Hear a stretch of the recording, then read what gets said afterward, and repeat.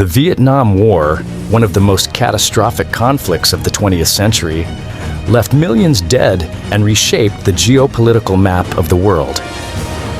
But what if we told you that this devastating war, which spanned over 2 decades, was fueled by a single lie? A deception so profound that it pulled the United States into a conflict it was ill-prepared for, altering the course of history forever. This is the story of the Gulf of Tonkin Incident, a tale of manipulation, misinformation, and political ambition. The date was August 2, 1964.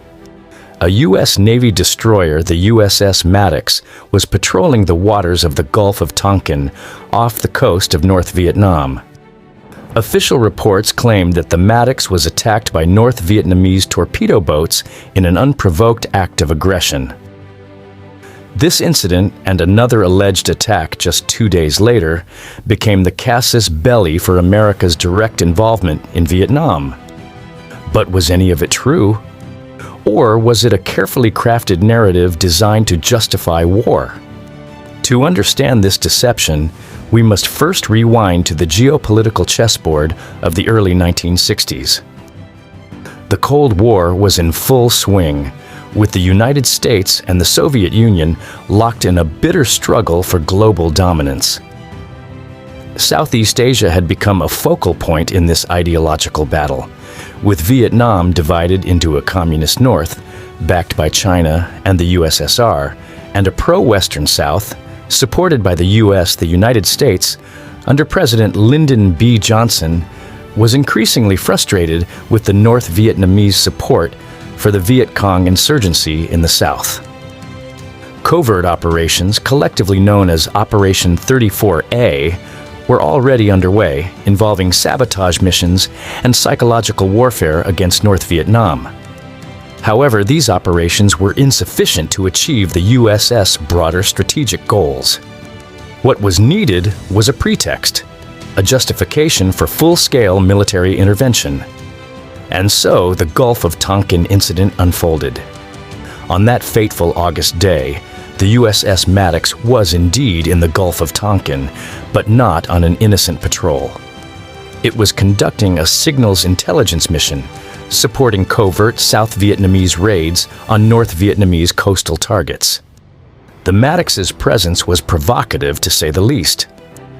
When 3 North Vietnamese torpedo boats approached the Maddox, the U.S. ship opened fire, claiming it acted in self-defense.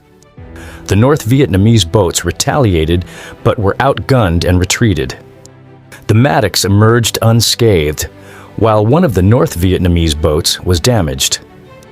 This skirmish, though real, was hardly the act of unprovoked aggression it was portrayed to be. But the real deception came 2 days later on August 4th. On that night in stormy weather, the USS Maddox, now joined by another destroyer, the USS Turner Joy, reported a second attack by North Vietnamese forces. Radar blips and sonar pings were interpreted as evidence of torpedo boats closing in. The Maddox and Turner Joy fired wildly into the night, but no enemy boats were ever seen. Subsequent investigations revealed that the attack was likely a combination of faulty radar readings and overzealous interpretation of data. Yet this phantom attack was reported to President Johnson as a confirmed event. Whether this miscommunication was accidental or intentional remains a topic of debate. What is clear, however, is how Johnson and his administration used the incident. Within hours, Johnson addressed the nation, condemning North Vietnam's unprovoked aggression and pledging to take all necessary measures to protect American forces. The Gulf of Tonkin resolution was swiftly passed by Congress on August 7, 1964. This resolution granted Johnson broad authority to wage war in Vietnam without a formal declaration of war.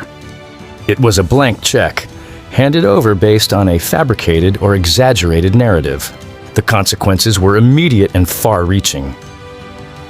The U.S. began a massive escalation of its military presence in Vietnam, with troop numbers swelling from 23,000 advisors in 1964 to over 500,000 combat troops by 1969. The war, which initially aimed to contain communism, soon spiraled into a quagmire of death and destruction. By the time the conflict ended in 1975, over 58,000 American soldiers and more than 3 million Vietnamese had lost their lives. But the lie at the heart of the Gulf of Tonkin Incident did not remain hidden forever. Over the years, whistleblowers, journalists, and declassified documents began to expose the truth. In 1971, the Pentagon Papers, a top-secret Department of Defense study, were leaked to the press, revealing that the Johnson administration had deliberately distorted the facts of the Gulf of Tonkin incident to justify escalation. One of the most damning revelations came in 2005 when declassified National Security Agency documents confirmed that the second Gulf of Tonkin attack never happened. The documents showed that U.S. intelligence had misinterpreted or manipulated data to support a predetermined narrative.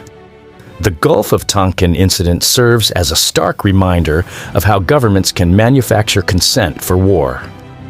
It highlights the dangers of unchecked executive power and the importance of a vigilant press and informed citizenry. It also raises uncomfortable questions. How many other conflicts have been fueled by lies? And how can we prevent history from repeating itself? For the people of Vietnam, the cost of this lie was immeasurable. Entire villages were wiped out in indiscriminate bombings, children were disfigured by napalm, and the land was scarred by the toxic legacy of Agent Orange.